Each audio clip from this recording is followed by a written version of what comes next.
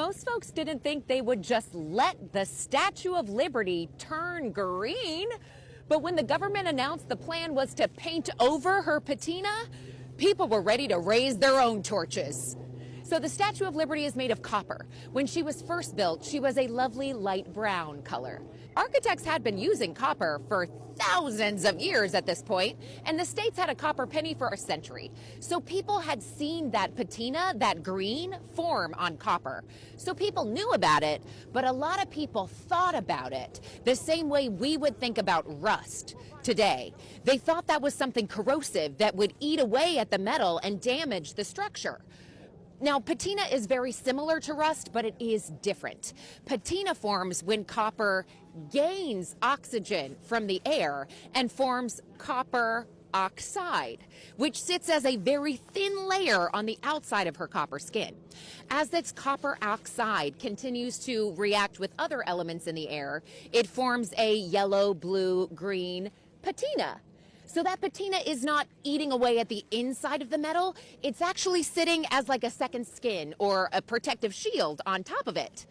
But a lot of people didn't think that. They thought she was in trouble.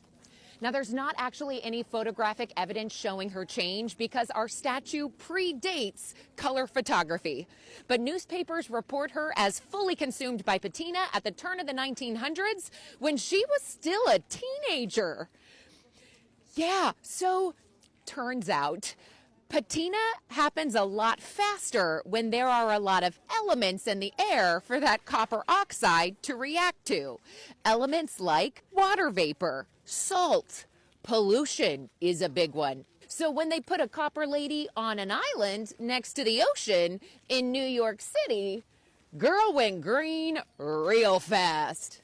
Now, there was talk about cleaning that patina off with salt and brush, but that would have taken a long time. That would have been expensive. And at the rate she was turning green, they would have had to clean her pretty much all the time. So that was not a feasible or affordable solution. So in 1906, the New York Times published the plan was just to paint over that patina to protect her from further corrosion. Yeah, when people heard about this plan, they were not happy. Yes, they wanted her to be safe, but by that point, they loved the green, and her colors were still changing. She was arguably growing more beautiful every day.